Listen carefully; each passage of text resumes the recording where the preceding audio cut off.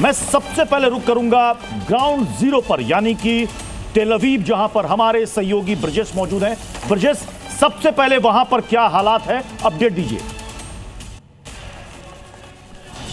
देखिए, तस्वीरें मैं आपको दिखा देता हूं जहां पे फिलहाल मैं मौजूद हूं। यहीं पर सुबह जब सायरन की आवाज़ आई थी और मिसाइलों ने यहां पर हमला किया, जिसके बाद इस बिल्डिंग की तस्वीर देखिए। ये एक ओल्ड एज होम था, यहां पे सीनियर सिटीजन, यहां पर बुजुर्ग रहा करते थे। लेकिन जैसे ही हमला हुआ, हमले के बाद जो पूरी कांच की जो खिड़कियां लगी हुई थी, यहाँ जो बाकी और जितना सामान आपको बाहर की तरफ दिखाई दे रहा है, सब कुछ टूट कर नीचे गिर गया। ये सिर्फ एक बिल्डिंग नहीं है, ये पूरा का पूरा तेल अवीव का रिहायशी इलाका है और यहाँ पर भारी संख्या में आबादी रहती है, यानी सिविलियंस को टारगेट करना था। और उसी की वजह से जब यहाँ पर अटैक हुआ तो अटैक के बाद जो निशान आपको तोड़ फोड़ के निशान, टूट फूट के निशान हर जगह यहाँ पर दिखाई देंगे। यहाँ पे दूसरी तरफ अगर मैं आपको लेके चलता हूँ, जहाँ पे जो एंट्री है यहाँ की, जहाँ से लोग आ रहे हैं जा रहे हैं, वहाँ की तस्वीरें भी एक बार मैं आपको दिखा देता हूँ ताकि तस्वीर पूरी तरीके से साफ हो जाए। ये देखिए, ये मेन एंट्रेंस है और मेन एंट्रेंस में भी अगर मैं आपको दिखाऊँ तो सामने आगे आप बढ़ेंगे तो हर तरफ आपको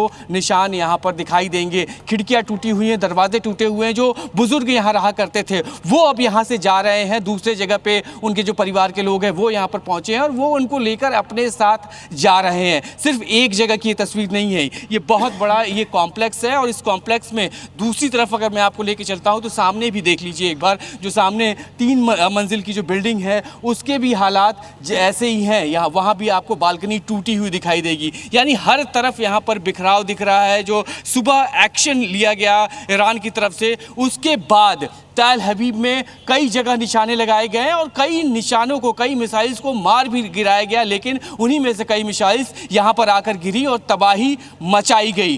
खैरियत गनीमत अब तक यही रही है कि इसमें कोई बहुत बड़ी जान का नुकसान नहीं हुआ है। माल का नुकसान यानी बिल्डिंगों का नुकसान, सामान का नुकसान वो हुआ है। और पैनिक क्रिएट, जो सुबह स्थिति यहाँ पे थी, पूरी तरीके से पैनिक का सिचुएशन था। लेकिन लोगों के अंदर जैसे ही, क्योंकि यहाँ अलार्मिंग सिस्टम, जैसे मिसाइल्स की आवाज आई उसके 5 से 7 मिनट पहले लोगों के मोबाइल फोन्स पर अलार्म बजे और लोग अलर्ट होके जो बेसमेंट बने हुए हैं उस बेसमेंट में चले गए। और वही नतीजा रहा कि बहुत ज्यादा नुकसान किसी और को नहीं हुआ, सिर्फ जो इमारतें खड़ी हैं यहाँ पर उनको नुकसान हुआ है। और लोग लगातार जो यहाँ पर रह रहे थे सीनियर सिटीजन, ब्रजेश, चूंकि आप तेल अवीव में मौजूद हैं और वहां उनको अपने अपने घरों की, वहां वॉर जोन में क्या स्थिति है आप सीधे तस्वीरों के जरिए बता रहे हैं। वहां की जो इमारतें हैं, बताया जाता है कि ज्यादातर इमारतों के नीचे वहां पर बंकर बना हुआ होता है और आपने बताया कि रह रहकर वहां पर सायरन बजते हैं, लोगों को तुरंत कहा जाता है आप सेफ जोन में जाइए। तो आप जहां पर मौजूद है, क्या वहां पर आसपास बंकर भी है क्या?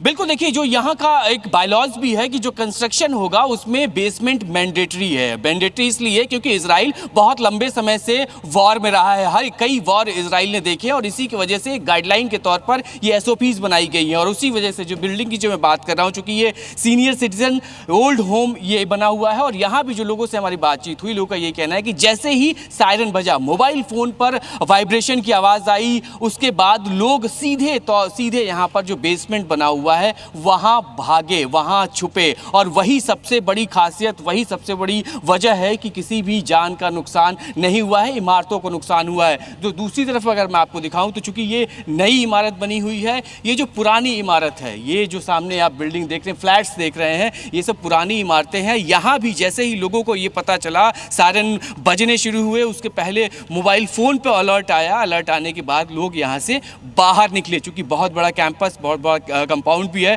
तो सबने बचने के अपने इंतजाम किए और वही वजह भी रही। इस बीच जो लोग यहाँ के हैं, जो लोगों से हमारी बातचीत हुई, लोगों का साफ कहना है कि उन्हें बहुत ज़्यादा फर्क नहीं पड़ता, क्योंकि उनको स्थिति बखूबी पता है कि ऐसे हालात में कैसे निपटा जाता है। और उसी से निपटने के लिए लोगों ने खुद ही अलर्ट के तौर पर, जैसे ही सायरन की आवाज़ सुनी, जैसे ही लोगों ने। ठीक है ब्रजेश, मैं आपके पास लौटूंगा। ब्रजेश, तेल अवीव में क्या हालात हैं, ये ब्रजेश वहां से हमें बता रहे हैं कि वहां पर जब ईरान की तरफ से अटैक किया गया तो उसके बाद कहां वहां पर इमारतों को नुकसान पहुंचा है और वहां पर लोगों को क्या क्या निर्देश दिए जा रहे हैं अपने बचाव के लिए। मैं सुशील सिंघल सर, मैं आपके पास आऊंगा।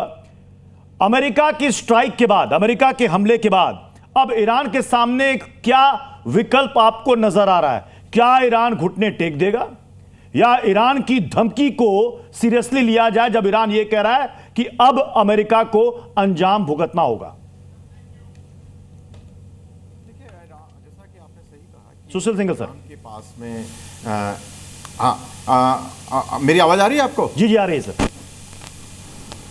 हाँ, तो ईरान के पास में 2 या 3 मेरे विचार से विकल्प हैं।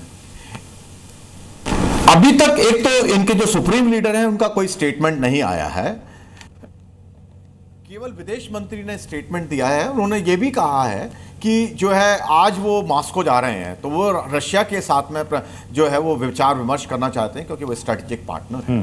तो अभी तक जो है ईरान ने बड़ी मेजर्ड तरीके से रेस्पॉन्स किया है। वो केवल उन्होंने इजराइल के ऊपर अटैक किया है, जबकि वो धमकी दे रहे हैं या बोल रहे हैं, उनके जो और लोग हैं वो कह रहे हैं, उनके जो और सीनियर मेंबर हैं उनके जो गवर्नमेंट में, उन्होंने कहा है कि अमेरिकन इंटरेस्ट भी हम अटैक करेंगे। लेकिन अभी तक उनकी केवल ये धमकी चल रही है, लेकिन एक्शन उन्होंने कोई नहीं लिया है। तो ईरान के पास में ऑप्शन ये है, क्योंकि एक तो उनको बता दिया गया है अमेरिका की तरफ से कि भाई हम आपके रिजीम को चेंज नहीं करना चाहते, जो कि बहुत बड़ी कंसर्न है ईरान के लिए।